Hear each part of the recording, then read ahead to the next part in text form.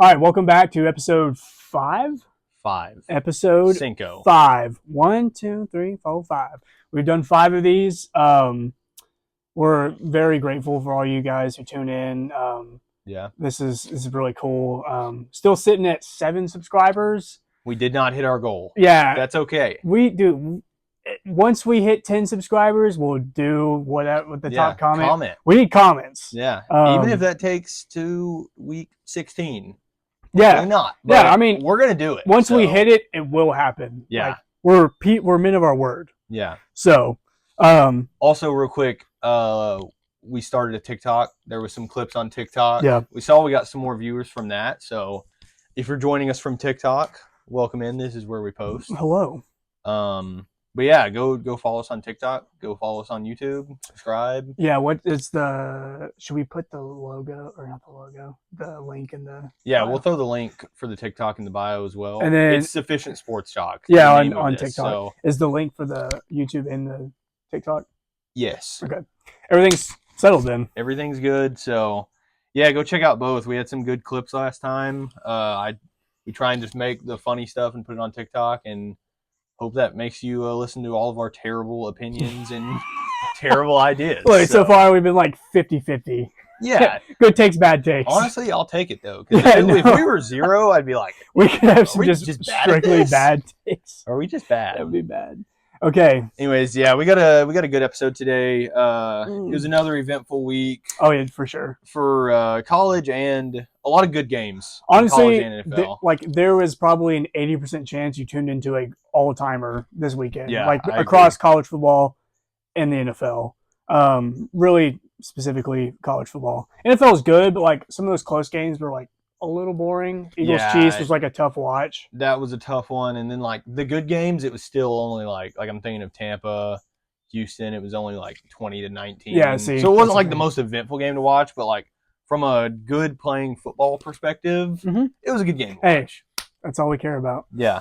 All right, you can do some news? Yeah, we'll just touch on the news. Let's start with Joe Burrow. Joe Burrow. Yeah, Bengals fans. Our king. Look, we're Bengals fans. We're Bengals fans. That's what I was about to say. If you watch the other episodes, you know we ride with Cincinnati, the football team, not the city. Yeah. We're not too fond of Ohio or Illinois. Dude, those Midwest states are just boring. I'm saying, I was so right about Chicago, though, because I was like, Chicago's got nothing good, all this, and then they're coming out and putting the most 2 disappointing games of the season, probably. So, yeah, if you're a Chicago fan, just go ahead and click out. We're done with you. You got no reason to be here.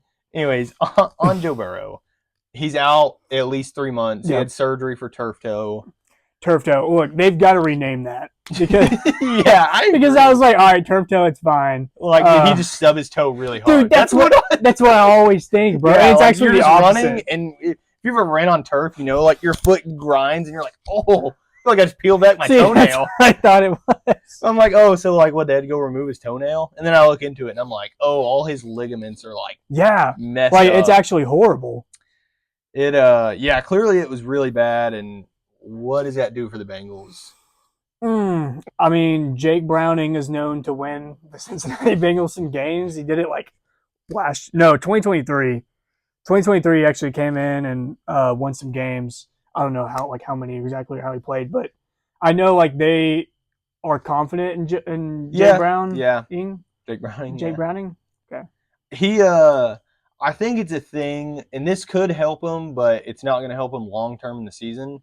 When a backup quarterback has to come in, either for one play or even for an extended period of time, they always are going to go to their key players. Mm-hmm. And, I don't know if they're not as good at reading the field or doing whatever. I'm sure they are. They're an NFL quarterback.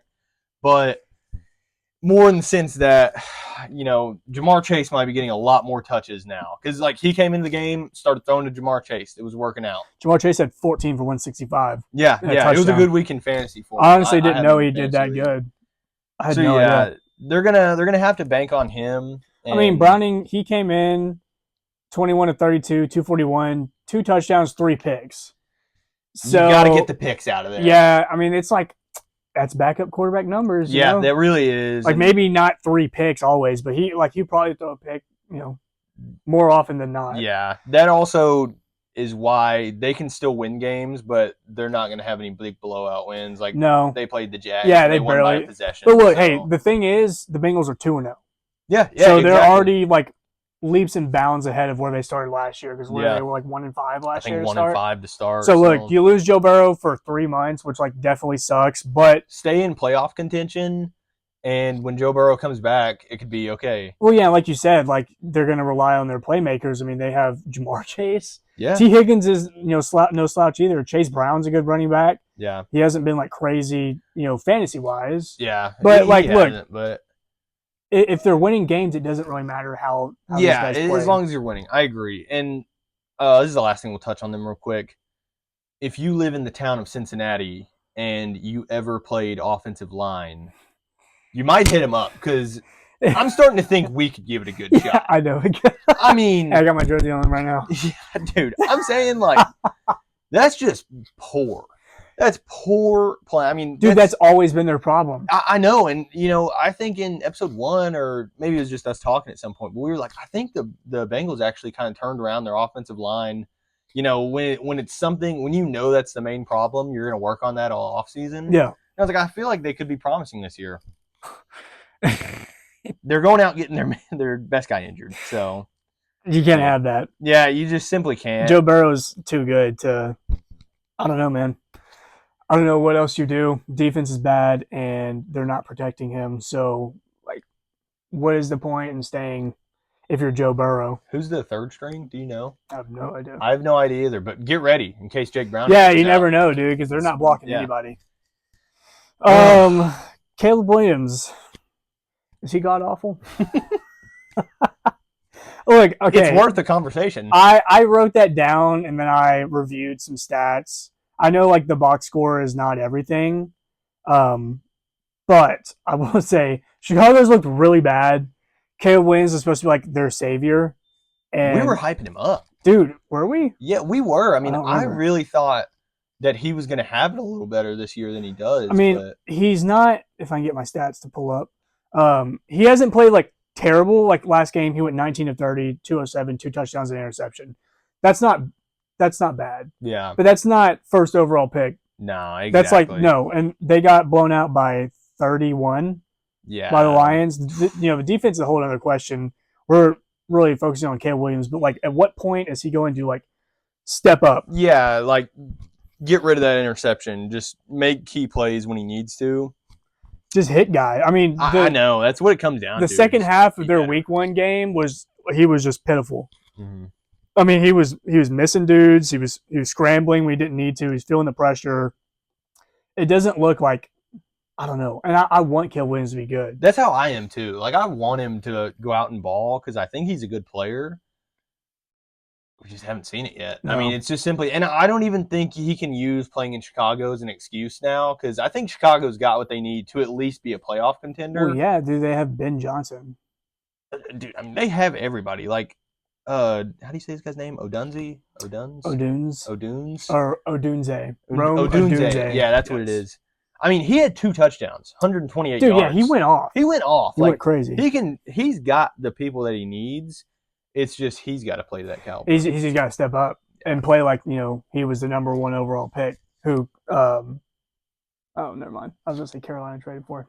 Carolina gave up a lot for Bryce Young. Bryce Young, man, that's a whole different I'm so story. upset. Yeah, that's all I'll say about it. That's a whole different story.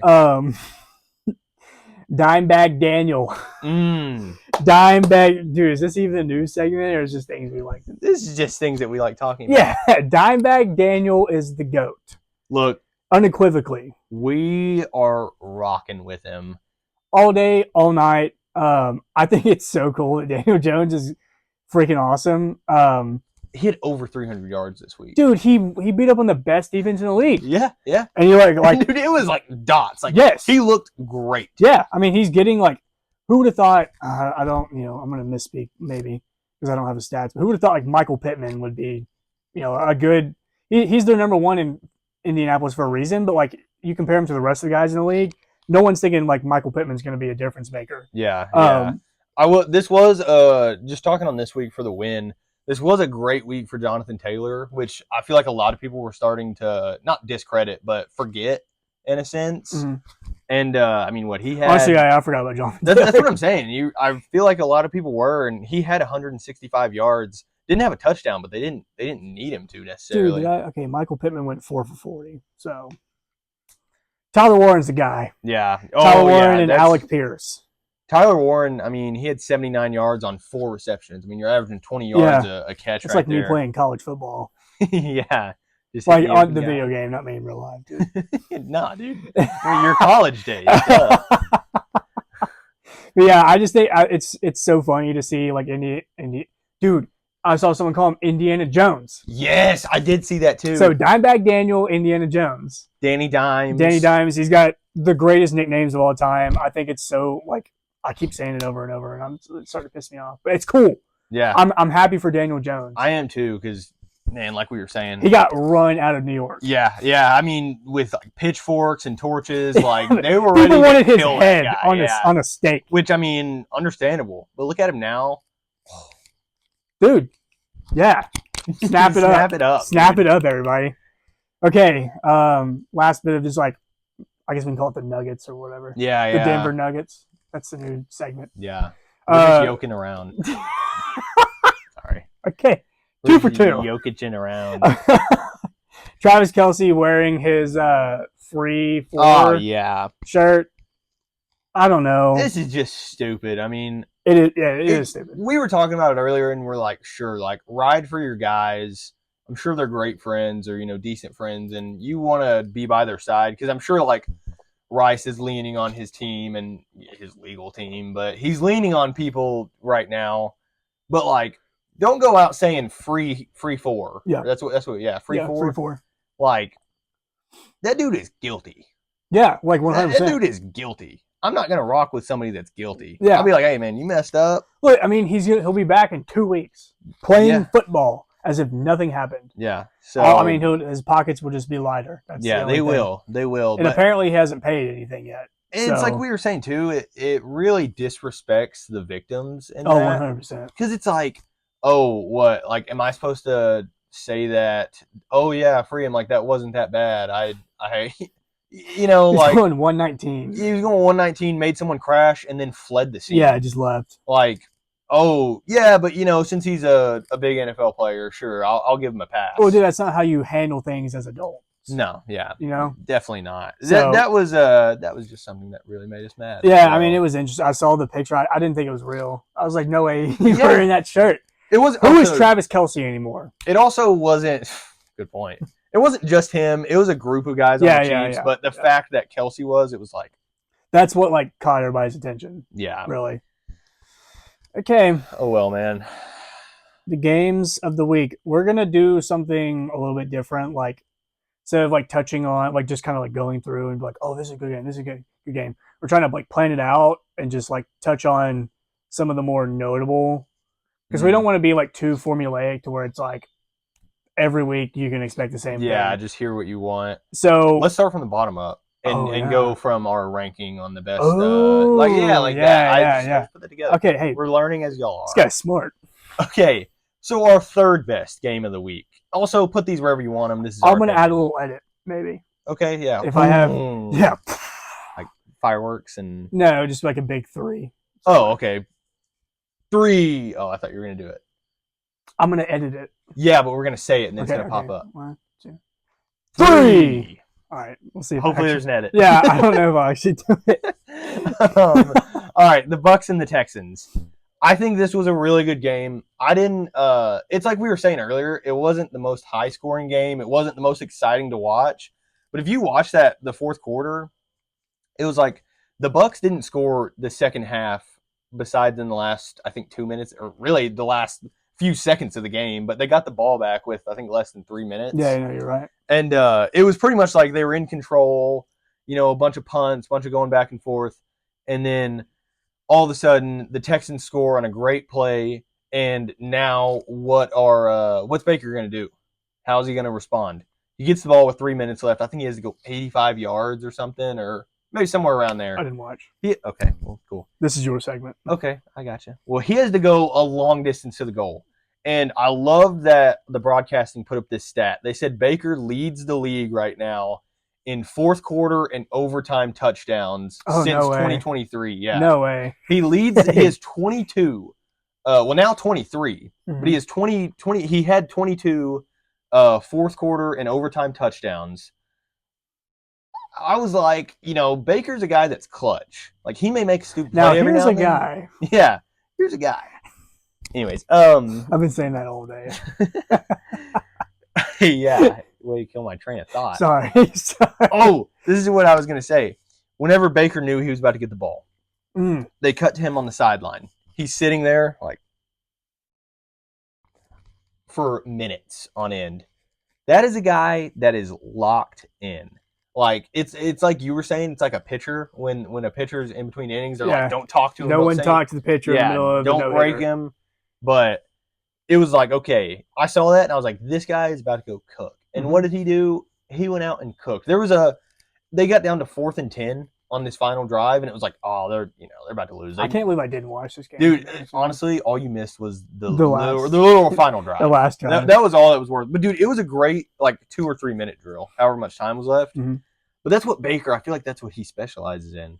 Anyways, there was they had 3 straight plays, misses, maybe even penalties, whatever. They're about halfway down the field. And it's 4th and 10.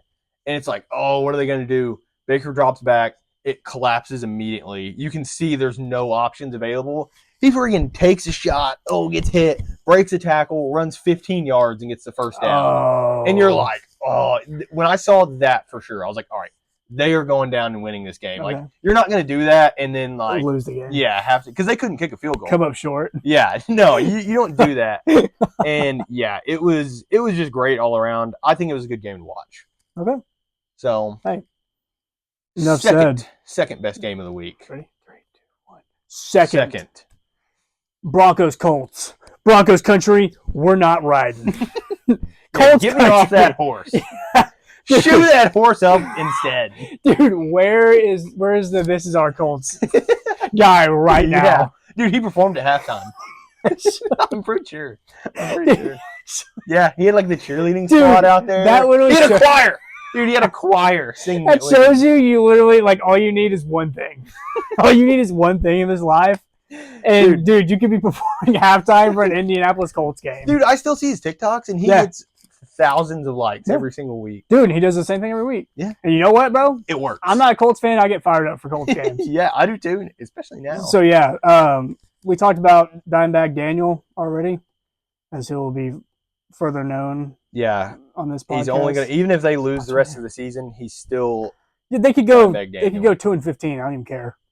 He did everything, dude. Okay, Jonathan Taylor actually. I didn't look at Jonathan Taylor's stats. Yeah, he had 25 carries. 165. Yeah, 165. I mean, oh my god, that's like the numbers Derrick Henry put up, and then everybody was loving Derrick Henry week 1. Well, yeah. Well, that'll show you never put all your eggs in one basket, because that dude didn't show up week 2. Yeah, exactly. Do you like that metaphor? I like that metaphor. Yeah. Bo Nix was like,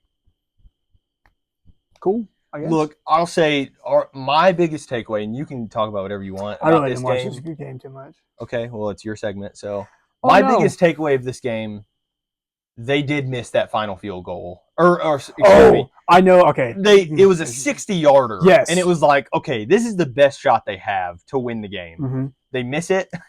The guy Denver he got the leverage penalty. Yeah, the leverage for putting his hand on O-lineman. One thing on special team. If it was a false start, it's like, okay, yeah, stupid but understandable. That's like the thing that in high school they tell you not to do. So also it's like a rare penalty. So it's like you got us dinged for that one call. Yeah, and that's a 15-yard call. Oh, it's 15? They moved up. It was a 60-yard field goal. He missed wide right, I think it was. They move him up. He's taking a 45-yarder the next one. Look at that math. Yeah. He's taking a 45-yarder. And it's not, like, yeah, that's I will say, so it kind of technically did get away from the Broncos. They shot themselves in the foot. Well, their defense is supposed to be the best in the league, and they gave up 29 points. Yeah, well, see, that's what and that's the thing, too. You can't blame it on just one penalty, because it never comes down to that. But, hey, man. I mean, Denver did, I'm pretty sure, they missed like a 48 or 45-yard field goal. Yeah, they did miss So like he's my fantasy kicker. So yeah, dude, the only thing he did, or he kicked extra points, but it took one field goal and missed it. Yeah, it doesn't say how long it was. It wasn't. I know that was it wasn't a crazy one. It was like critical for them to like. What would that have been? 31-20. I don't know. 31-20. 31-26. Yeah, so they would have had to score a touchdown. Yeah. So yeah, I mean, hey, I don't think like it's all doom and gloom for the Broncos. Yeah, not at all. I really don't. I think like they're actually be a good team. Bo Nix, he's looked like okay. I think he'll be better. That's kind of how he started last year. It was like pretty rough to start, and then like as the season progressed, cleaned it up a lot. Yeah. And look, he's got. I said Sean Taylor, Sean Payton. Yeah. He's got Sean Payton as head coach. That's like one of the best head coaches in NFL history, maybe. If I'm wrong, I agree. If I'm wrong, then I mean, besides the one call. Oh yeah. So what's the one call? The one call Sean Payton made that was bad in the Super Bowl. Yeah, don't know. Whatever. You'll just have to wonder. I'll look it up after this. My final thing, I think all this did was prove that the Colts are on the same level as the Broncos. Oh yeah. As of now, and I think they're on that level where it's like just under, like if you want to say just under S tier. It's like the Dallas A-tier. Cowboys. Yeah, honestly, the Cowboys are like I think the Chargers are in it right now. Yeah. Like teams like that are San like Francisco. It's not going to be like it's not going to be a threat every single time you play them. But like you definitely have to show up and really play. Yeah, like they're not just gonna roll over; they will fight you. Yeah. So yeah, it was a great win for the Colts. So. Okay, you ready? Yeah. First. Giants versus Cowboys. This was the best game. This was 100% the best game. And just because we are Cowboys fans, if you disagree that this was not the best game, let us know why in the comments section. Yeah, that's we'll leave it at that. And then also let me know what I should do for 10 subscribers. That as well, dude. You looking at shoes right now? It's an ad. Okay. Where's the freaking Cowboys game? Well, this was a great win for the Cowboys. No, it wasn't. Okay, it was a win. Let me say that. Okay, this was a great win because Russell Wilson played like. I think he played that good because our defense is that bad. Yeah. I think our defense is like actually bottom 5 in the entire league. Yeah, I think they still are. Man, okay, really quick. Do you see we signed Jadeveon Clowney? I did, like right after the game. right after. I think like the time was expiring. I look at my phone. I'm like, did we just sign that dude? Jerry Jones had to have been on the phone. Why did we sign him? Like, why did we sign him like before the game so he could have played? I think they're paying him like $6 million or something. Well, we have the money because we got rid of another edge rusher. Yeah, so true.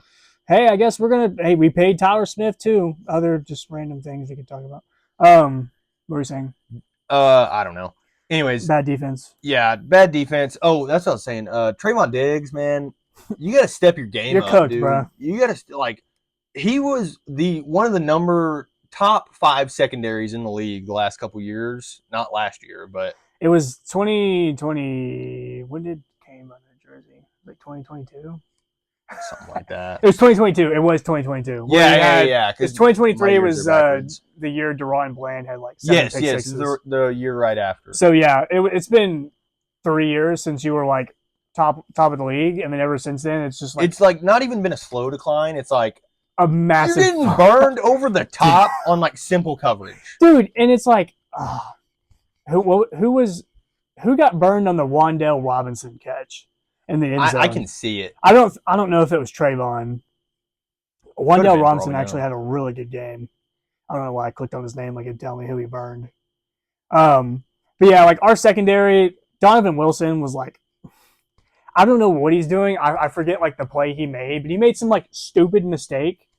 And then like a couple plays later, he's like lighting a dude up. And I'm like, okay, so I don't know how to feel. It's like they go make great plays, and then they make plays where it's like, what are you doing? Oh, yeah. No, totally. What are you doing? And then, like, how did the Giants do rushing? I mean, our run defense wasn't terrible. They're Cam rushing. Scatterby actually had a good game. He did. And honestly, I'm fine with that. Yeah, I have him on fantasy. So I like him as a person. He's a good guy. Okay. I don't actually. You on a first name basis with Cam? Yeah, Cam. So I got Cam. Cameron, actually. Arizona State, Cam, me. Dude, Arizona State. Dak did throw the ball 52 times. Okay, in overtime, but yes. I mean, look, but even Javonte Williams, he had 18 carries. Yeah. So we still tried to. Javonte Williams had a good game. He did. And they're actually saying Javonte Williams is one of the best running backs in the league right now. Slight overreaction, but no, he's not. Dude, that's on ESPN somewhere. Yeah, well, I mean, what is ESPN known for these days? Not knowing who Barry Sanders is. So, great point. High praise, I guess, for great point. Yeah, who's writing these articles? But okay, Dak had 361 yards though. He threw that terrible interception where it was like they're getting hot. You remember this? He threw it like I remember it, but I couldn't tell you what the play was. It was like an out route or like kind of an up the middle. I don't even know what I'm saying. He threw it straight to the guy. It was not a good read. Okay. I remember him throwing a pick because I was like, it was like kind of at a crucial point. I think it was when I just started. I missed the first half because I was busy. And so I pretty much watched like maybe the end of the second quarter and then all of the second half. Really, like the only thing that you even have to talk about is Brandon Aubrey. Yeah, cancel out everything we just said. Who cares about anything else Dallas Cowboys related besides Brandon freaking Aubrey? Yeah. I mean, dude, they went up there. They get to like midfield, right? It's like time's expiring or whatever, and they instead of like trying to get closer, they literally just have Javonte Williams run the ball, get to where like in the center of the field, and then immediately go down. It's like, oh, like in real time, I thought he tripped. Or like I was like, oh man, he could have got more yards. But after like watching it and see other people talk about it, they're like, no, they literally told him to like get to this certain spot and go down, and that's what he did. And we walked out there and drilled a 64-yard field goal to tie the game. It could have went 70. It could. 100%. And that's I've been hearing a lot of people say that, and they're like, they think, and I believe he's the guy that could break it. And they were talking to Schottenheimer. I don't know who, but I heard an interview with Schottenheimer where they were saying. He was like, we're comfortable. We've watched him made a bunch of field goals at 70. Like, we see it in practice. We see it. Like, obviously, it's not going to be their first option. But I think it's going to come down to when there is that, like, 65 to 70-yard field goal range, are they just going to, like, go for it, or are they just going to kick it instead? Yeah, I know, you know what I'm exactly saying? What you're talking about. Because why would you not either be like, all right, let's either just go for it, and they still have to go about 50 yards to score, or get 3 points. I think, though, the thing that's risky, and obviously he has the leg, but the thing that's risky is if they're ever short, you can easily return that. Oh yeah, 100%. Like that's a big. 100%. You could return that. So I just don't want like. That's probably Schottenheimer's. The Cowboys. Argument. The Cowboys always have good kickers. Like I remember Dan Bailey was the GOAT until he wasn't. Yeah. Brett Maher was the GOAT until he wasn't. Greg Zuerlein was the GOAT until he wasn't. They all have like a fall off, and like once they have that like slight little like misstep, it's like downhill. And I just like. I guess, I don't have to focus on that. Yeah. But I was like, I'm like, oh my God, he's so good. But I'm like, there will come a time. Yeah. No, there will come a time where he's like, he's trash. Even at the end of last season, I don't remember which game it was. It was the very end, though. He got blocked. He got blocked one game, and then he missed the next 3 after he got blocked. So what does it do to your confidence? I'm sure it messes with you, but. So, look, ugly win. I want to be happy as a Cowboys fan. I am happy, obviously, that we won. I want to see how the Giants look before, like, I really make a decision on how to feel about this game. I want to see him when Russell Wilson isn't just fully balling out. And it's like they play the Chiefs this week. Yeah, I'm sure he was taking advantage of our bad secondary, but, like, he had 30 completions for 450 yards. Like, he went 30 for 41. Dude, he dropped 450. He dropped 450. 3 touchdowns. And they really only lost because his final pass was that terrible interception. He airmailed it. Yeah. And it was like he literally threw that thing like 15 yards past his receiver. I know. Honestly, I don't feel bad for him, but I was like, oh, that's how you're gonna be your final. You have such a good day, and that's how you end it. Yeah. Hey, look, shout out to the Giants, I guess. They gave us a game. They did.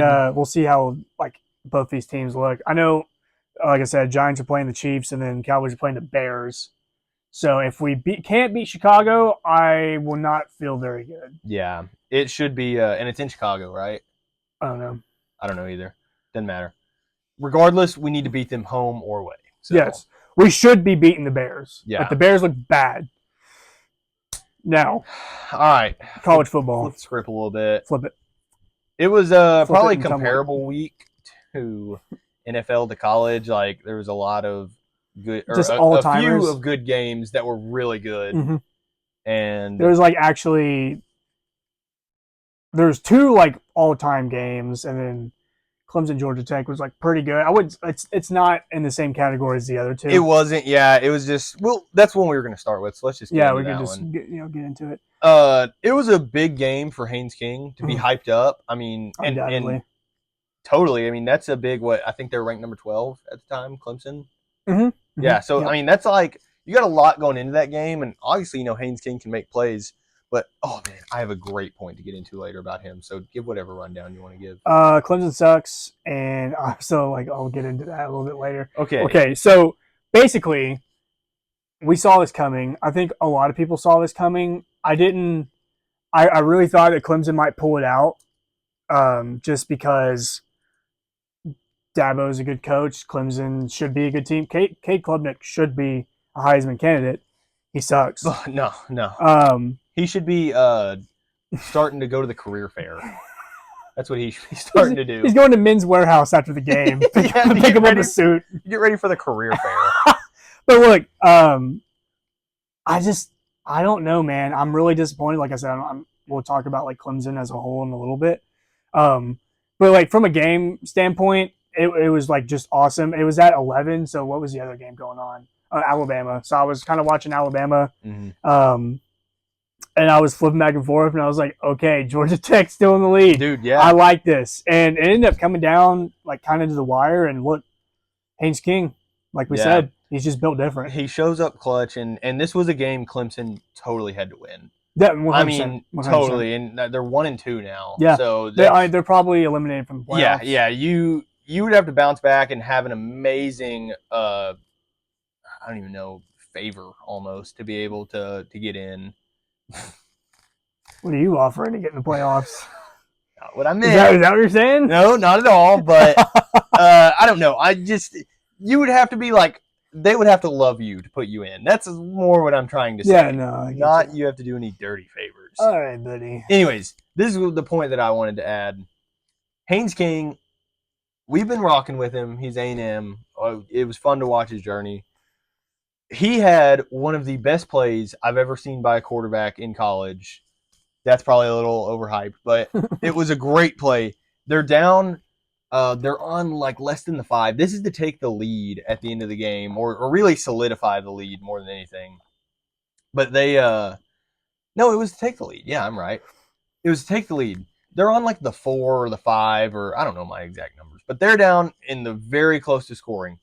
He takes a quarterback keeper, runs up the right side, lays a dog hit stick on their safety. I mean, like Haynes King is not like a muscly, he's like lanky. Byron Brown. Yeah. Like you would expect him to lay a hit stick from South Florida. 100%. But like he's lanky, but he's tough. He lays this guy out, jumps into the end zone, and that's what gives them the lead. It's like I literally stood up and was yelling. I was like, it was so hyped to watch. If you haven't seen that, go try and find that clip, because that was, oh my gosh, that shows a guy that wants to win.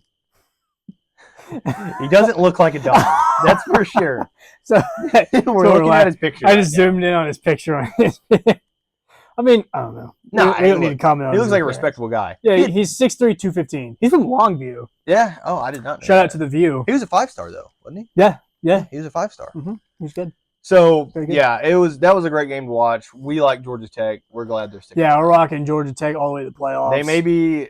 I don't even. We're off USF. We're on to Georgia Tech. They're our new Cinderella. You heard it here first. Yeah.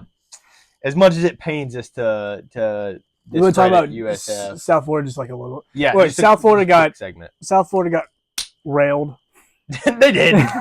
As simple as it said. It was I weird. watched this game. I watched it up to the delay. Okay, see, that's what I did. And I think that hurt them.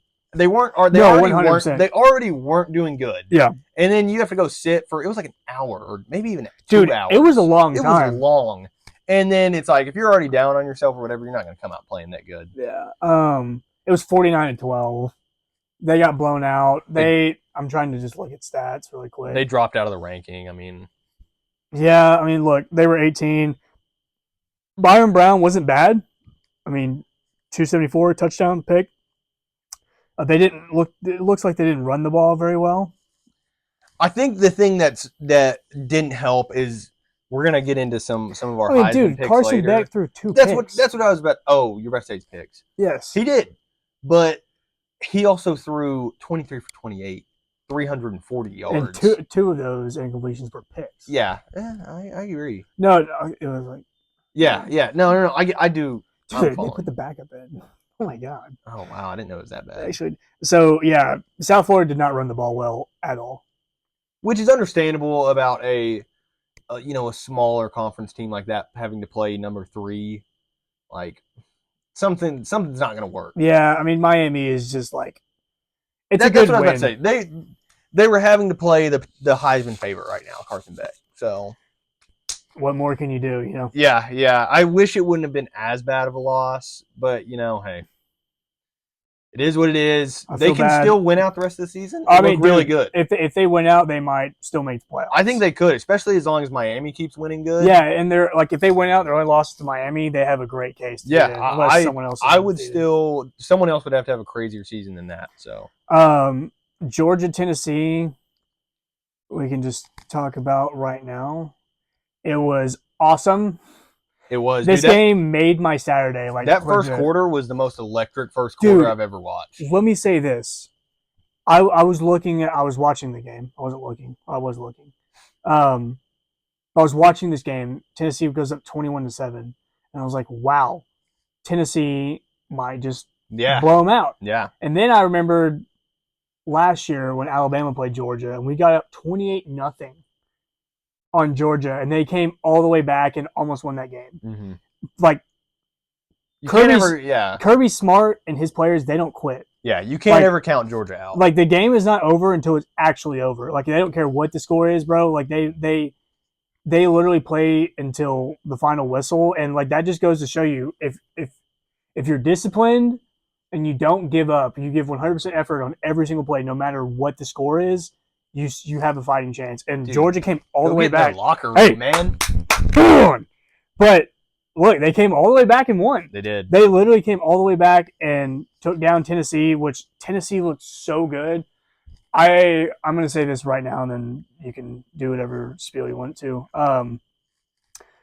What's his name? Max Gilbert, the kicker. Yeah. Look, I feel bad for the kid. He was I don't know if he's a freshman, but they were saying this was his first ever game tying or game winning a field goal attempt, and he looked nervous. Yeah, he looked super nervous. They just kept putting the camera on. That's him. Okay. They had the cameras on him at all times. Yeah, they had the sideline reporter talking to him, and that's kind of like what Josh was saying about Baker and what we kind of said about not talking to the pitcher. Yeah, he's trying to don't talk to the kid, leave him alone. Yeah, and I really think. I mean, I don't know, obviously, but I really think that plays an impact when you have someone that's visibly nervous, and especially a kicker, and you have the freaking silent reporter going, "Well, Max, how do you feel about this? Huh? Are you nervous?" Yeah. And then she's going, "Yeah, if you can see, he's actually doing deep breaths because he's tripping balls." And then he sold the kick. Yeah, and then he sold it, and it was like, no. I mean, look, I feel so bad for him because he definitely blames himself. Look. That's just the way it goes sometimes. It does. I mean, and really, he shouldn't blame himself. In reality, football never comes down to just one play. Yep. There's so much other stuff that could. I mean, simply don't let Georgia come back when you're up 2 touchdowns. Yeah, no. So something like that. I would, and I'm sure that's what coach is telling him to. Yeah. So, my only thing I wanted to add real quick to this game was Chris Brazel. Yeah. Great game. Dude, amazing game. Yeah, he had 6 catches, 177 yards. 177? Yeah. And 3 tutties. He's averaging 30 yards. If I'm in a tough situation, I'm going, I'm just going to throw it up to Brazel the second. Dude, yeah, there was a couple plays that I saw that literally, he was just either wide open or made the crazy catch. Yeah, that's what it was. So, look, Tennessee, you look good.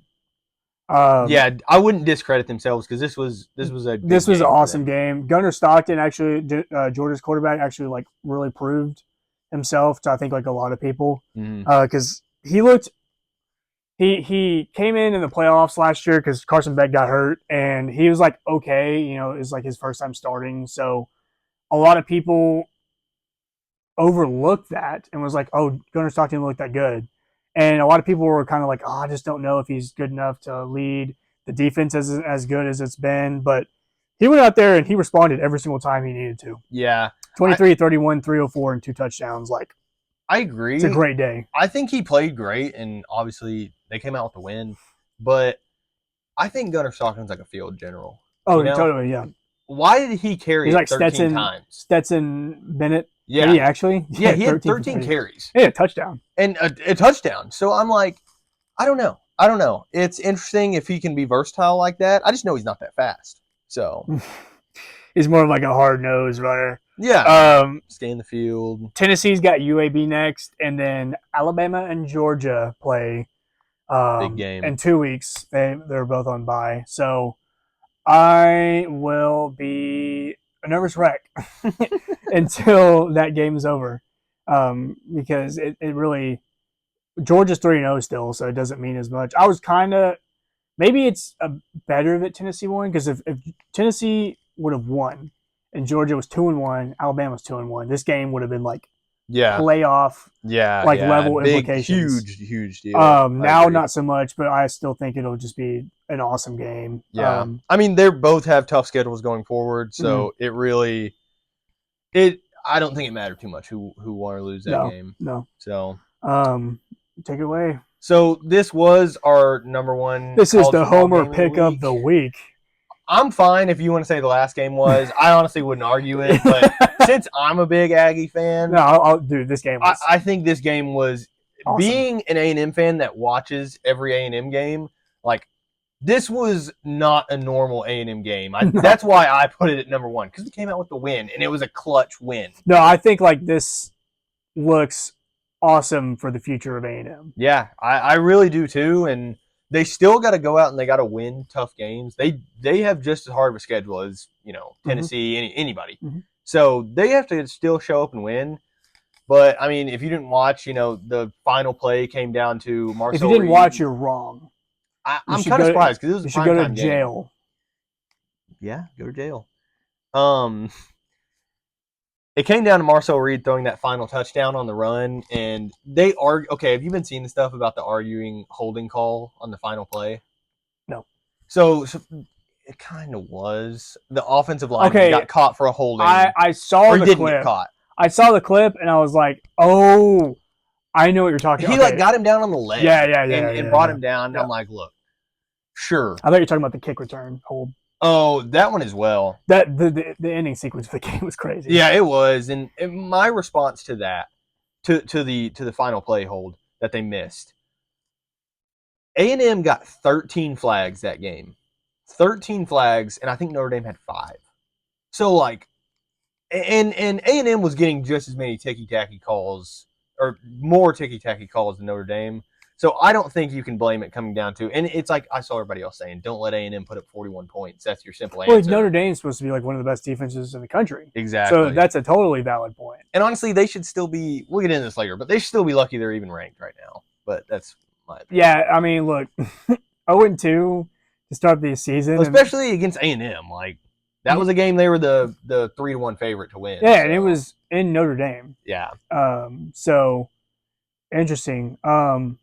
Game was good. CJ Carr didn't play as the internet would want you to believe. People were really dogging him, and I don't really see why. I mean, he played fine. He played just as good, if not a little bit more efficient than Marcel Reed did. The running game for Notre Dame, the offense looked fine. Yeah, the defense, I really did. Yeah, the defense just didn't show up really. Yeah, I mean, maybe it's just A&M's offense is crazy. Maybe that's what it is, because A&M always has a good defense, but I don't think it's ever great, if you know what I mean. So, they can always compete and try and keep it level, but that offense is what has to show up for A&M. Yeah. And that's always the case. And if they're in the groove this season where they can show up every week and have, Marcel Reed's going to go have 360 yards. He did not have a good completion percentage, but if he can get that out, bring that up, hey, hand the ball off. He had 37 rushing yards. I mean, y'all pounded the rock with Le'Veon Moss. Is Le'Veon Moss like the son of Randy Moss, or is that just coincidence? Coincidence. Because I know we no longer an A&M fan, kind of an A&M fan. Who was it? E.J. Smith. Emmitt Smith. Yeah. Son, yeah. Okay, so I didn't know if like A&M was just like son of NFL Hall of Famer University. Surely not. I feel like I know that. Le'Veon Moss. I'm almost positive he's not. He's from Louisiana. The big player that I think, if you want to say Marcel Reed, that's fine. But Mario Craver, dude showed up to play, and I had KC Concepcion playing a lot better. But Mario Craver, I mean, they're 1 and 2 interswitched every game. Mario Craver had 7 receptions for 207 yards. Granted, the first offensive drive, he had an 84-yard touchdown. Yeah. So 86. Sorry, yeah. 86. But yeah, I mean, dude. Okay. How about that last score? Marcel Reed like rolls out and just throws it up to the tight end. Look, I was like, what are we doing? The second half with Marcel Reed, every throw was a prayer. I felt like every throw was a prayer because they would either go in the dirt at his feet, or it would be like on the money. A money ball that the guy can make. But also shout out to I'm gonna butcher his name, but Bokircher, Nate. Oh yeah, from Sweden. Yeah, the guy that made the tight end that made it. I actually saw he had a crazy story about. Did you see that? He like walked on to Nebraska 5 years ago or something. No, I did not. He walked on. I don't have the exact facts, but he walked on to Nebraska for like 4 years. Like barely played the first 2 years. Barely worked up to playing.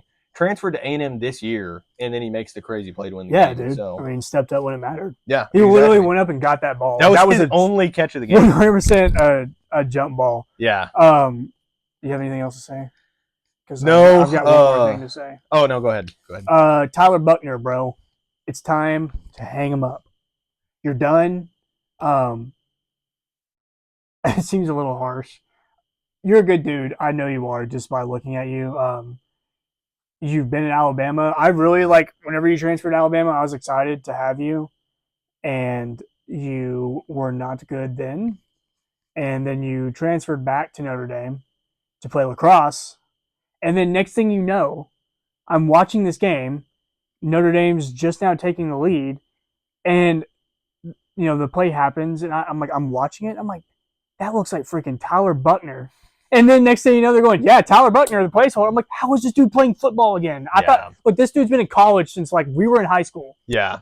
We've been in high school for a little bit. Yeah. So I know. I feel bad for the guy. It's the same thing I was saying about. I do too. The same thing I was saying about Tennessee's kicker. And you said too, obviously. One play doesn't make the game, but God, dude, it's funny that his mistake ended up being the difference. I knew when he dropped that, I was like, A&M's winning. A&M is 100%. That's fate. When you fumble that, that's fate. A&M was destined to win that game. It just kept killing me every time A&M would make a good play. They would cut back to him, and he's the saddest face. Dude, I was like, I feel bad for him, man. That's a mistake you can't have as a placeholder. And look, dude, the very next play, A&M runs the kickoff back, and then the tight end gets a holding call. And I was like, it might have been better for them just to have the touchdown ran back. Yeah, because A&M proceeded to just go down the field and win as time expired. Crazy game. This game was awesome. It was eventful. It was 41-40. Yeah, this wasn't a boring game. This was good defense mixed in there with elite offense. Literally nothing more you could ask out of a college football game. Yeah, absolutely. It was at prime time. Perfect. 6:30 on ABC, right? Or NBC? I don't remember. I think we argued about it. It's NBC because it was NBC. Yeah, because Georgia LSU and Florida were on CBS.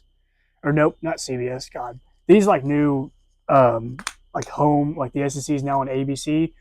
Screwing me up. Yeah. All my life on TNT. No, cap, dude. All my life they were on CBS, and then all of a sudden you want me to tune into ABC? No, I'm not doing it. I'm just not going to watch. I agree. All right, you want to do the AP or the Heisman's? Let's talk about the AP poll first. Okay, take it away. I'm taking a break. All All right, I'm gonna go 1 through 5, in segments of 5, and we're gonna talk about them. And I'll give you my instant reaction because I haven't. Okay, yeah. Say it. I'll just give you a hand sign. All right, no, say it. Ohio State. Okay. Penn State. Yes. LSU. Keep going. Miami. Yeah. They moved up 1 spot. Yeah, they deserve to. Yeah. Georgia, move up 1 spot. Yes. Yeah. I think LSU looked. They won the game 20-10, and DJ Lagway threw 5 interceptions. Yeah. So the fact that they only won by 10 points. Agree. And their offense is supposed to be like the most explosive, like high-powered offense in college football, and they only put up 20 when given that many opportunities. I don't know. I mean, do you think they deserve to drop because of it? No, but the Clemson win does no longer looks good. Okay. Yeah. I agree with that. Like, time will tell, obviously. It's fine for right now. I'm getting a little weary about it. That's fair. All right. Number 6, Oregon dropped 2 spots. Why? I guess. I'm on the AP poll. What are they? I think they played Northwestern. Anyways, continue. They were at Northwestern. Dude, did you see Northwestern Stadium? Yeah, I was watching that game, dude. I was like, oh my gosh, they were at Kaufman High School. That's what I was saying. I was like, bro, they were playing at the local senior high. Yeah, I was like, whoa. Sure, they can play there, but why is it broadcasted at the prime slot? It's their temporary stadium. But yeah, to be fair, like, why are we broadcasting? That was my thing. There's negative aura. Like, I watched a TikTok clip, and I was like, no way that's Oregon. Yeah. Like, that's some, like, AI video. Anyways. Dude, it was weird. Anyways, Oregon number 6. Florida State number 7. Jumped up 3 spots. I like it, too. Texas number 8. Dropped down 1. Yep. Illinois staying at number 9. We're sorry, Illinois. Once again, apologize. We're sorry. And A&M, I think this was the biggest move of the week. Besides A&M's at 10. A&M's at 10. Jumped 6 spots. Wow. Look, I don't like it. Just in the sense that I wish it didn't put us that high. Because now, all we can pretty much do is drop. I mean, you could just win out and be top 5. Yeah, we could, but that's not the pressure that A&M wants and needs. I mean, yeah, probably not. If you put us at 12, I guess for 12th man too, but put us at 12, I'd be like, okay, 12, 13, somewhere in there. I'm all right with it, but hey, I'm not mad with a high ranking for A&M. Yeah, it's cool. This was the other thing too. Sorry to interrupt, but I didn't really have anything else to say. Good. They have a bye week this week. Is A&M on a bye too? Yeah. Bro, A&M's on a bye this week. What are the good games for next week? We'll get into it. We won't. But we weren't going to. We actually weren't going to. Here's my thing: is going into the bye week, and this is what we talked about before. I don't think you should be able to move in a bye week. Mm-hmm. I think your spot should be solidified. But I could just see them dropping A&M for literally no reason. Yeah, if it was going to happen to anybody, it would probably be A&M. Yeah, that's just what I think. So that's kind of why I'm like, all right, I'm fine with 10, but it's good. It's great. Don't get me wrong. Yeah. Okay. All right, 11 through 15. Number 11, Oklahoma. I love it. Jumped 2 spots. Number 12, Iowa State jumped 2 spots. I don't know anything about Iowa State. Number 13, Ole Miss jumped 4 spots. I don't know why they're ranked above the next team. I don't either. Okay. Number 14, Alabama jumped 5 spots. I'm cool with it, I guess. We're going to get into this later, so let's just save all. Yeah, we'll save it. Number 14, Alabama. Number 15, Tennessee stayed. I think that's totally fair. Do they stay? They stayed. That's my god, crazy! Dude, I did not know that. That's a W. That's a major. Like, they lost, but they should have won. And normally they would drop somebody. Yeah, they would drop you at least a spot. That's honestly like shocking that they literally left them alone. That's actually really cool. Yeah, that is really cool. Look, Tennessee, bro. Y'all are in a great spot. You're not done yet. Yeah, you're still in a great spot. If they lose another, they may. They had to play. They got to play Alabama. Yeah. In 3rd Saturday of October. So. We'll see. All right, 16 through 20. Number 16, Utah, jumping 4 spots. I love my Mormons. I don't think that Utah is Mormon, actually. The entire state is. Well, it's a national religion of Utah. You mean state religion of Utah? Well, it's national. I'm going to go with, yes, there's a lot of Mormons, but they're not a Mormon university. Well, obviously. Or you just said. It would be University of Utah at Mormon. At Joseph Smith? Joseph Smith. Joseph Smith Town. Dude, where is Utah at? Salt Lake City? Yeah, I have no clue, but I'm pretty sure I'm in Salt Lake City. All right, keep going. All right, number 17, Texas Tech jumped 4 spots. I I don't know anything about Texas Tech, but I want them to be good, so that's fine. Okay. 18 Georgia Tech stayed. Okay. They stayed? That's what I was going to say. I feel like they could have moved. Like, what validates Texas Tech and Utah getting to move up, and they didn't? Well, yeah, if anybody should have moved up, it was Georgia Tech. Because like we said, Clemson was 12. I'd put Georgia Tech at 16, or I would switch Georgia Tech and Ole Miss. I'd be fine with that. And have Georgia Tech at 13, Ole Miss at 18. Yeah. I think that the problem is, though, is what's Georgia Tech's schedule versus Ole Miss's? Totally. Because then it would be hard to move them Well, down. who did Ole Miss play? Like Kentucky? I think so. And I don't know. It's in Salt Lake City, by the way. Okay. They know.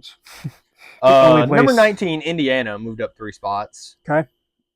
It's fine. I don't know anything about them. Number 20, Vanderbilt stayed. The fighting Vanderbilts. The fighting Diego Pavias.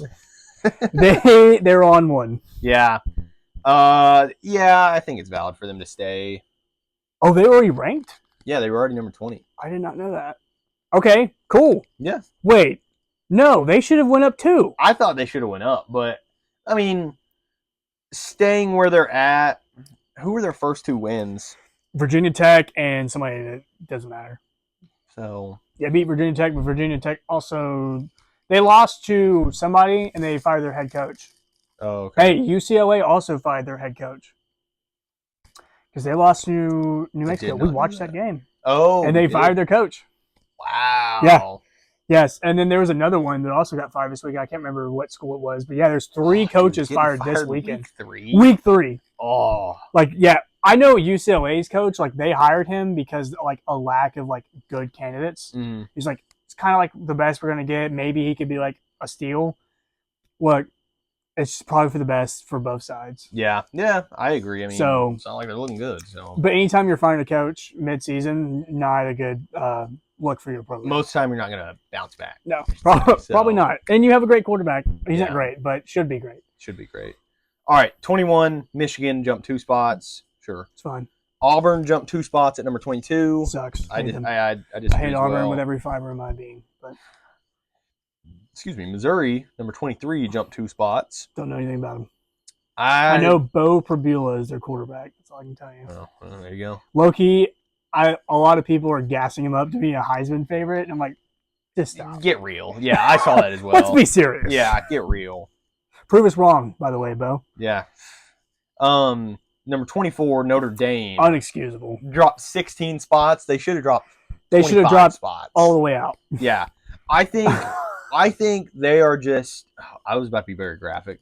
I think they're just loving Notre Dame and allowing them to stay, because I feel like there are so many 3-0 teams right now that are like, oh yeah, why are they still in it? Yeah, no, totally. I mean, I think Notre Dame will just like always be perpetually ranked, just like they could be 8-4 and probably still be ranked because it's Notre Dame. Yeah.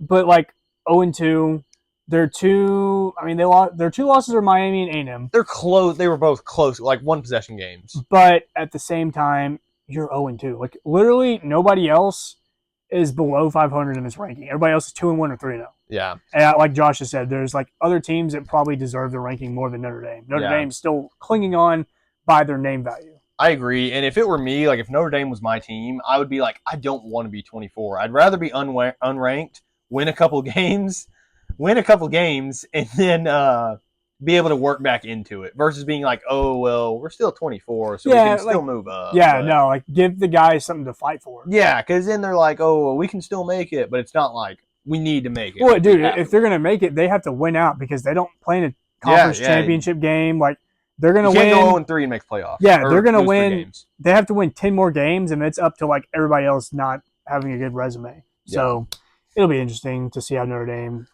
if they can weasel their way into the playoffs.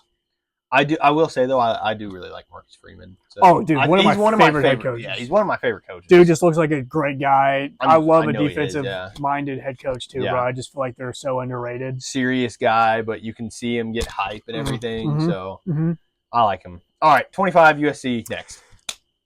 USC, I don't know anything about him. I don't trust Lincoln Riley with the easiest task in the world. So, I couldn't think of an easy task.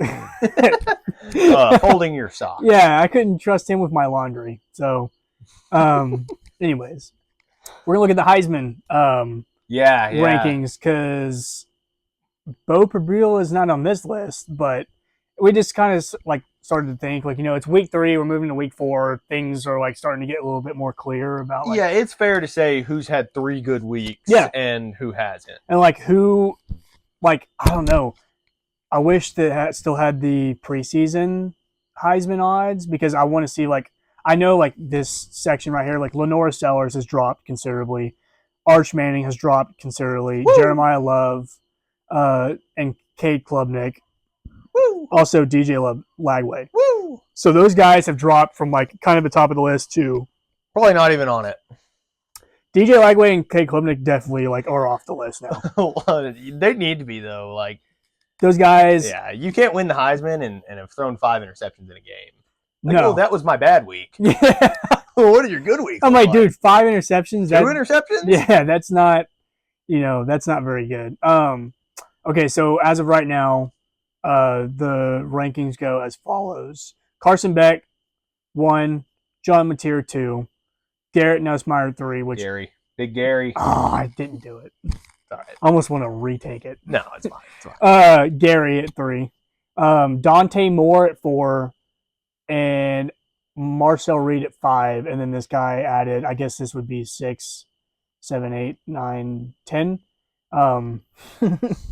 It's Jeremiah Smith, Baron Morton, the Texas Tech quarterback, Devin Dampier, Utah's quarterback, Gunnar Stockton, and then Tommy Castellanos. So, what are your thoughts, Josh? Number 1, I like Carson Beck as the favorite in it. And I like him as a player as well, but I do think he probably is the number 1 favorite in the league right now. I mean, to switch from a team to go, I mean, he was super questionable starting at Miami. Mm-hmm. Didn't really know if they were going to suck or if they were going to be doing how they're doing. Yeah. So I think, and especially his numbers that he's put up, I think it's a great pick for him. Oh, yeah. I'm totally fine with Carson Beck at number 1. Yeah, okay. This is all you. John Mateer.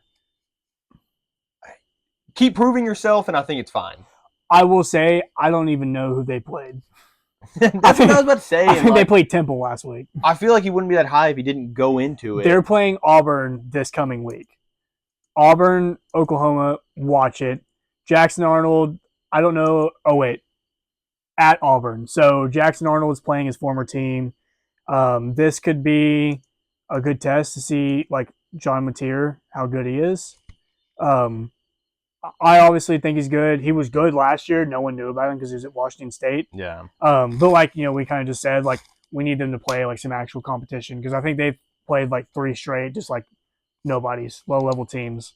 So yeah, as of right now, like I think that's why you have Carson Beck at 1. Yeah, because definitely. Carson Beck has played 2 ranked teams, proved himself, and then. Yeah. And I don't know who they played week 2, but he's got 2 good wins, looked good in all 3 games. Yeah. Go ahead. Your thoughts on Gary? It's like we were saying. I thought he still should have been number 1, number 2 until the Florida game, and I mean, I'm still rocking with him. I still think he's a great quarterback, but now it's like starting to be.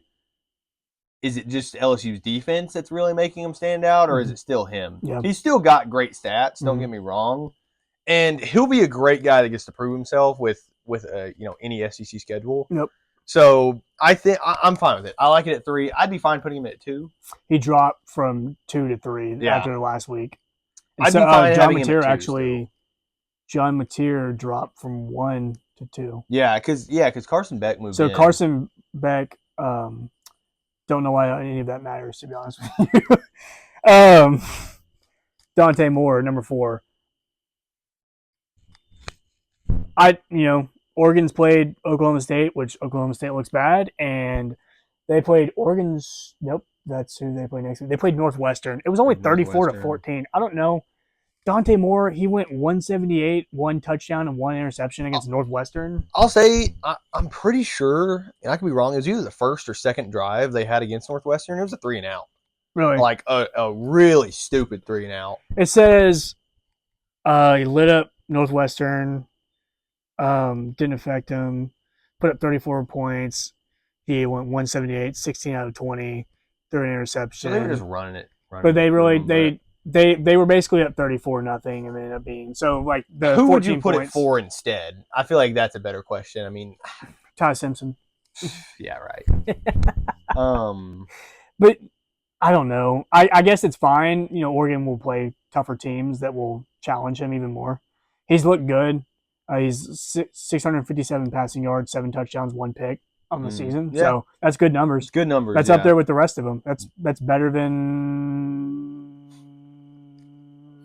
none of the guys in front. He's sitting at a solid 4. It's similar to Garrett Nussmeier's stats. It's similar to Garrett's. Is that what you have to say about Dante Moore? Yeah. I don't have much. All right, go ahead and talk about your boy. 5 is Marcel Reed. You know, I was honestly surprised that he was in this, but not mad. Obviously, I'm fine with that. And it's like I just keep saying, and I feel like I'm a broken record, but you can prove yourself in the SEC with your schedule. Like, he still only has 1 interception. I think he has he threw 2 touchdown passes this game. He threw 3 in the first 2 games, so that's 8 total with 1 interception. Like, he has 10 total touchdowns. Okay, so he's ran some in as well then. Yeah. Yeah, I knew that. He's I was reading this. I was about to say he has the most passing yards of anybody on this list, but he has 1,000 total yards. So that's running and passing. Gotcha. Completion percentage is 58.6 though. Yeah, that's what you that's like clean it up. Considerably lower than everybody else. There were some balls he threw in the feet, like into the feet, and I don't think I've seen the other 4 guys do that. The feet, straight to the feet. So it's cool. I'm fine with it though. Yeah, I'm totally fine with it. This says Marcel Reed has ice in his veins! Double exclamation point. Look, all you can do is prove yourself and continue to slowly climb that ladder because he's not going to jump quickly against those other 4 guys. Nope. But all you can do at that point is be consistent. Dwindle down. Yep. Well, I was going to say you can dwindle down Let's out keep of it positive, 5. man. Well, I'm just saying you can slowly work up that ladder. Hey, fair point. We can just rattle off. I don't know anything about Baron Morton in Texas Tech. He has similar stats to John Mateer. Touchdowns, 1 interception. I will say he's very similar to John Mateer. Like 2 less picks, 1 more touchdown, and slightly more yards. So Texas Tech's balling out. They really haven't played. They played Oregon State last week and routed them. So they'll play. Number 16 Utah. This week. So look, this will be a good test for the next guy, Devin Dampierre. No, I won't get into that. Actually, it was a weird side tangent I had the other day. Dampierre's fine. He hasn't done an interception yet. Yeah, 8 touchdowns. He looks good.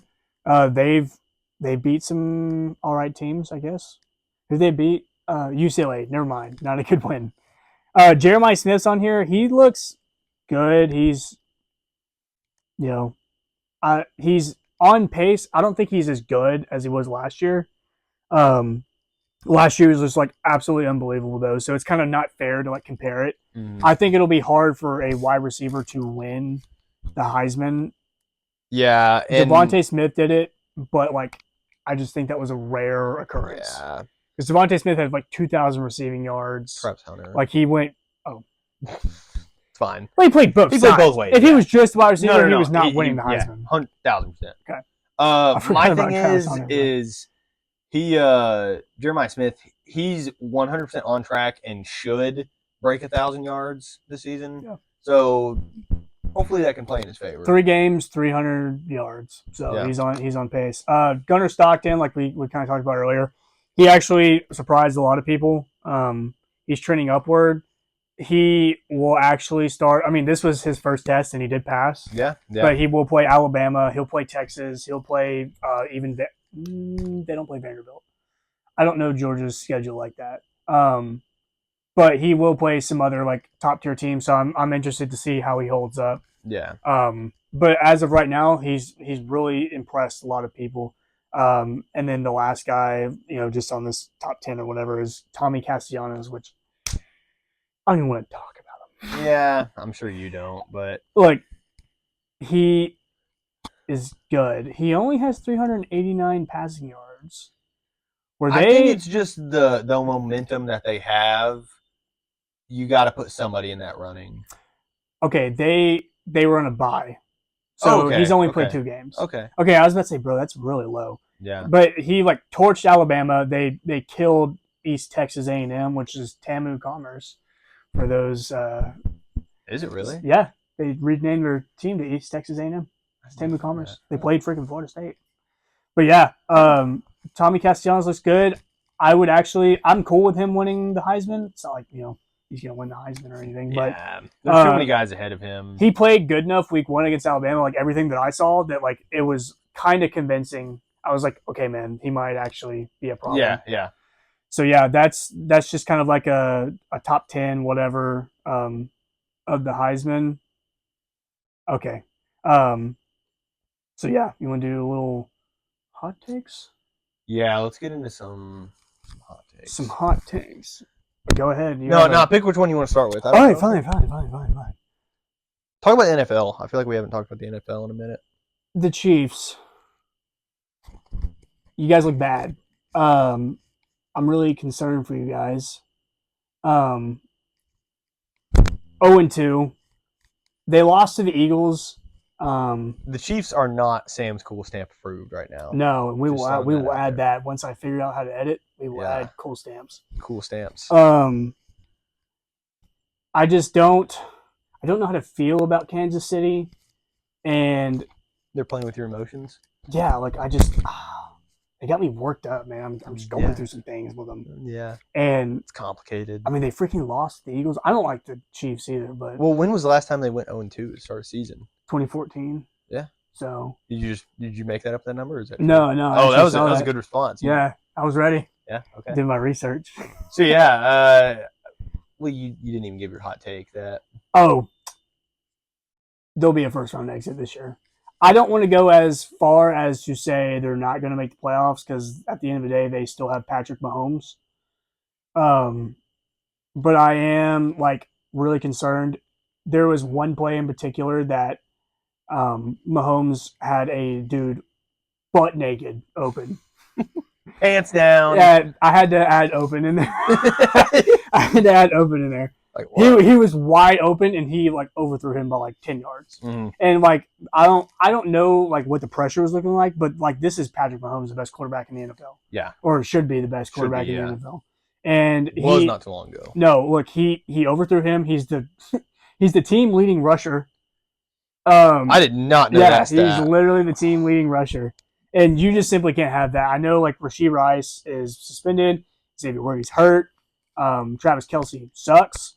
And the Chiefs suck as a result of that. Their defense is like, I don't know how to feel about their defense, because they played the Eagles, and the Eagles literally, God, it's so annoying. It's like, I want to make like a Clash Royale reference, but I don't know like if anyone get it. But basically in Clash Royale, if you know what it is, it's like if you take the first tower, all you gotta do is play defense and just like play to like win the game like that.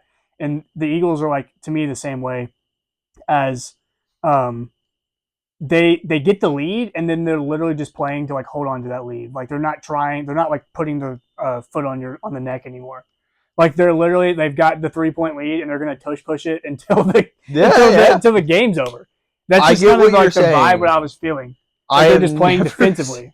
Never heard a Clash Royale analogy compared to an NFL. That's how I play though. If I take the first tower, I'm just playing defense until I have big strategic Clash Royale guy here. But I don't know. That's why I'm saying I don't know about the defense, because the defense like just gave up enough. That was a great analogy. I honestly get exactly what you're saying. Wow. Dude. The defense played just bad enough to give up the lead, and then the Eagles, like I said, just pushed it. They like literally pushed it like 3 plays in a row to secure the win. Yeah, and they've been false starting. Oh my God, that and they've been false starting for like since they invented it. Yeah, so we'll get to that in just a second. The Chiefs I think they'll make the playoffs, because I don't want to give up on Mahomes and Andy Reid, but I do not think they'll win a playoff game. And especially like they've been going to the AFC Championship. I don't even see them getting close to that. No, I'm saying like wild card exit. Yeah, even if they made it, I think it's like, I got so many teams over them. Yeah, I think it's the Bills, the Ravens. I don't know about the Ravens actually. Definitely it's the Bills' year. It has to be. I think so too. Go ahead with your hot take. Yeah, so my hot take. We'll stay on the NFL. And we were just talking about them.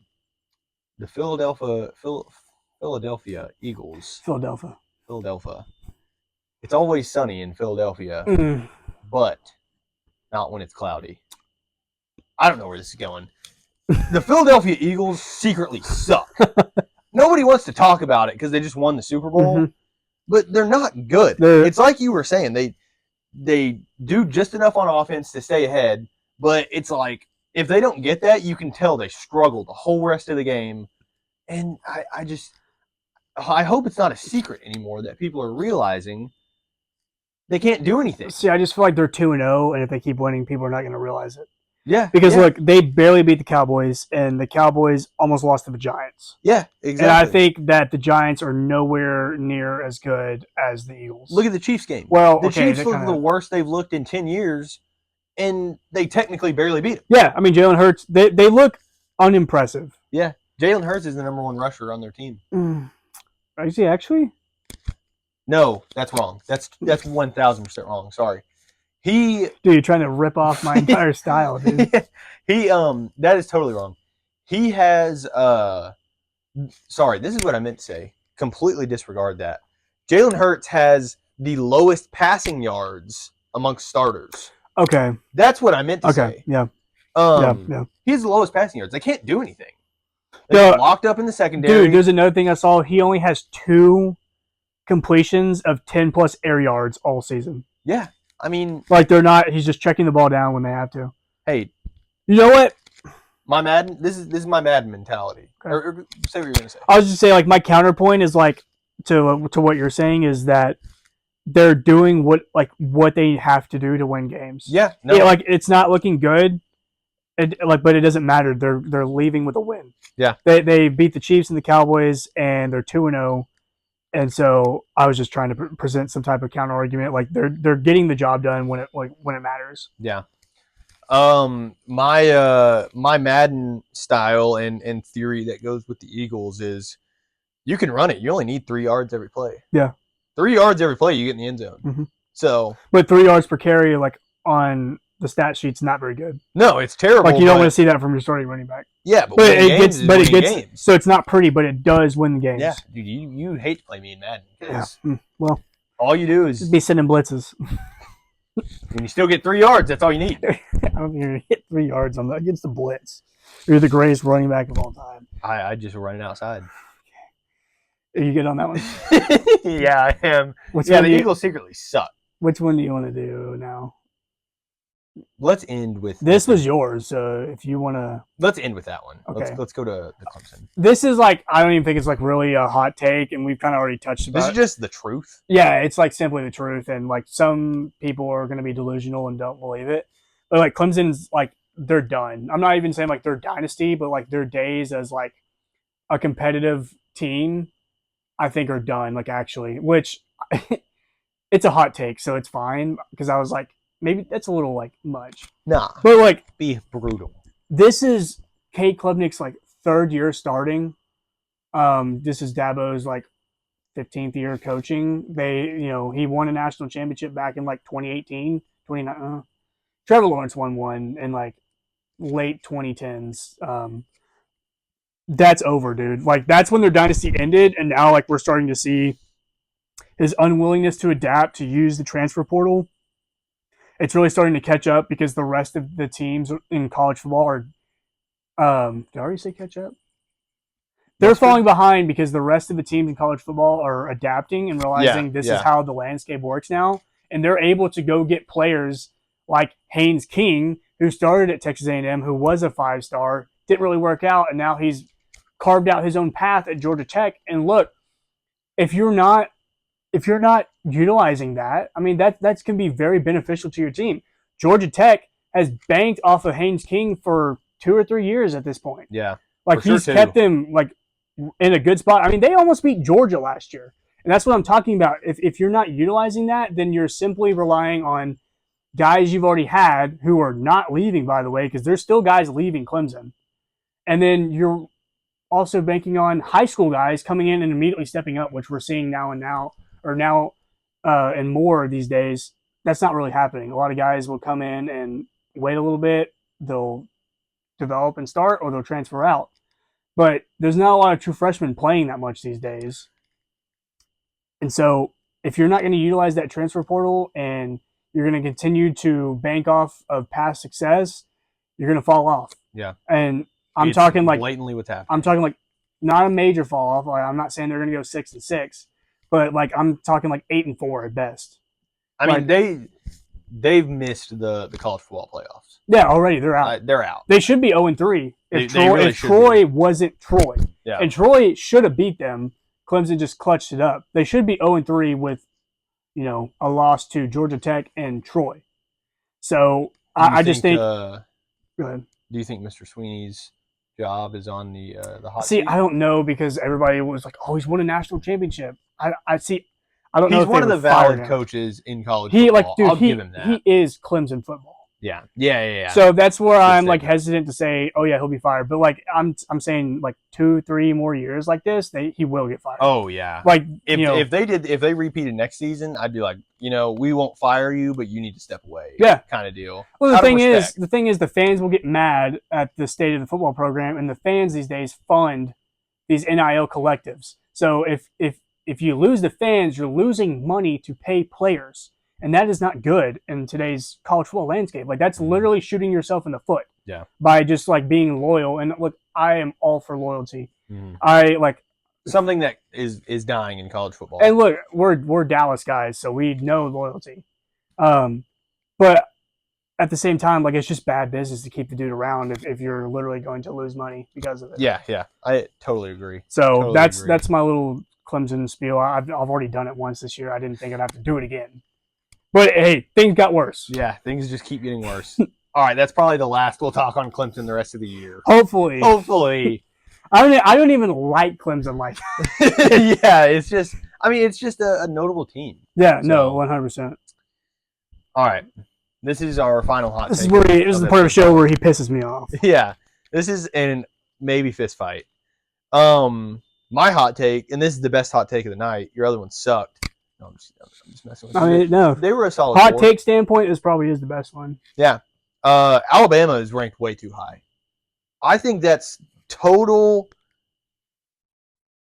dog that they are that they're total dog. That they're 14. I mean, look, here's my argument. No, go ahead and lay it out. Okay. Let's take I'll tell you what. No, I'll name a team. Let's just say USC. Let's say they're ranked. They lose week 1 to an unranked team, okay? They're going to drop out or drop really low. Mm-hmm. If they come back and win the next 2 games to blowouts to nobody schools, they're not moving up. What is this? 5 spots in 1 week. They're not going to 14. They're sitting in the bottom 20s. And that's if they're lucky. Mm-hmm. I would think, honestly, if you lose to that unranked team when you're ranked, and then you win the next 2 games against nobodies, even if they're crazy blowouts, you don't deserve to be anywhere. I'm fine with the number 25 spot, but I'm not fine with, it's still Alabama. They're 2-1, so they get to be 14. They get to break the top 15, and, we're still going to ride them and let them go straight to the Natty. I think that is way too much of a riding Alabama situation to put them at 14. See, that's the thing, bro. It is Alabama. Is that your? That's my entire. Is that your argument against? I mean, look, I could get into. But if A&M loses this game, because that's A&M. Oh, that's literally what A&M does. Yeah, no, I'm not disagreeing, but I'm just saying, why is totally Alabama getting this special treatment of getting to go up to 14, and then if they go win against this next ranked opponent, who do they got? Georgia. They're going to go beat Georgia, and if they do, they're going to be number 8. Top 5. Yeah, no, that's what I'm saying. Oh, look, dude. And I just think we're that good. I disagree. You lost to an unranked team week 1. Well, Florida State's top 8 now. That's who we lost to, is Florida State. Hey, I see. Where they at? They're number 7. Okay, we lost to the 7th best team in the country. I see your point, But at the same time, I mean, show up and play. Don't prove yourself off of 2 blowout wins against nobodies. No, I totally understand that. But dude, look at these stats. 24, 29, 32, 4 touchdowns. This is Dude, I would go 25 for 28. This is Wisconsin, bro. I would go 25 This is a Big Ten team. Defense. No way. This is a Big Ten team. This is Wisconsin. This is Wisconsin. Dude, this is Wisconsin. This team. That's what like I understand ULM. I really didn't buy into ULM like that much. But like if they went out there and played bad against Wisconsin, I would have been in trouble. Or we would have been in trouble. But we literally blew them out. We clearly beat them. They scored like a last-second touchdown. The defense gave up 7 points towards the very end. They ran a kickoff back. So we should have beat them 38-7, 38-0, something like that. I just think the Georgia game will be like 100% like where we figure out what kind of team Alabama is. Okay. Because I still don't know what kind of team Florida State is because they've only played us and TAMU Commerce. Yeah. So I do see what you're saying. Like, are we ranked unfairly because of our name? Yes. Have we earned that? Yes. We have earned that. Okay. And so I like your counter argument. I would be fine if they were lower right now. Like if you put Alabama, I'm just being hypothetical. If you put Alabama at 17 or 18 right now, and they go and beat number 6 Georgia, put them in the top 10. Mm-hmm. I have absolutely put them in, number 6. Yeah. I have nothing wrong with that. I just think it's not fair. I mean, Tennessee stayed at 15, barely lost this game to ranked Georgia. Yeah. I mean, they won the other 2 games. Mm-hmm.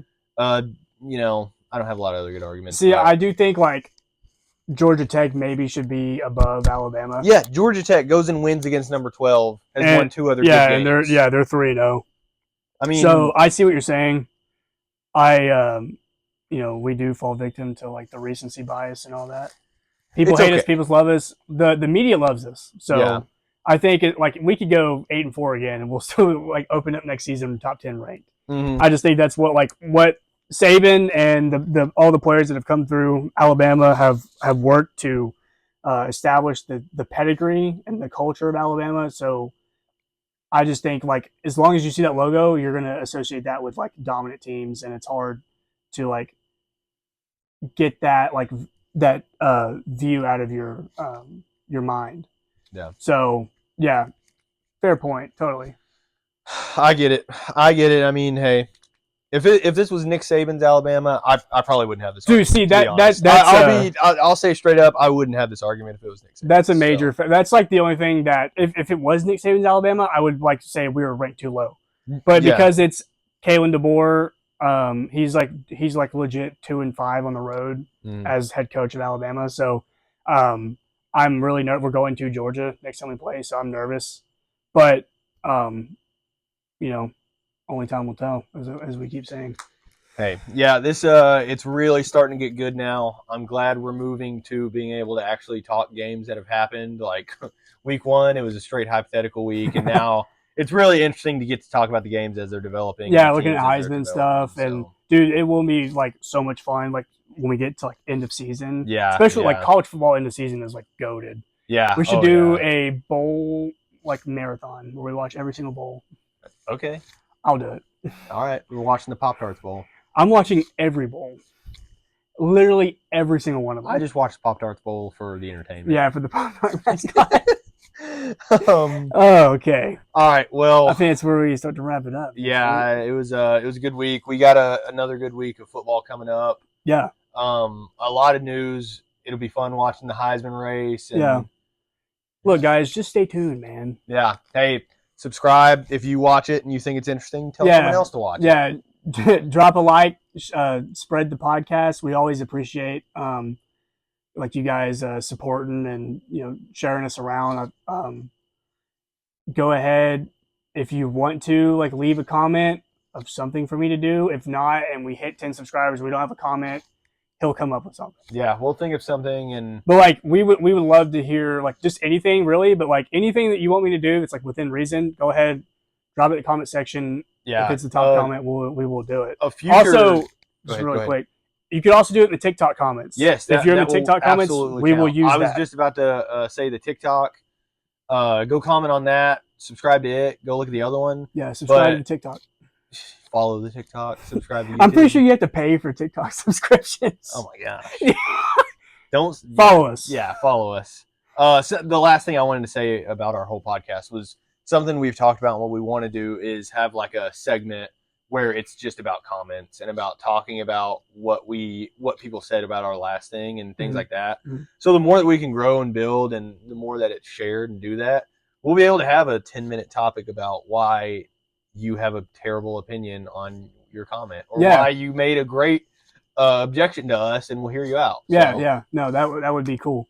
That would be definitely cool. It'll be fun to watch. So yeah, thank you guys for the continued support, and we hope this talk was sufficient.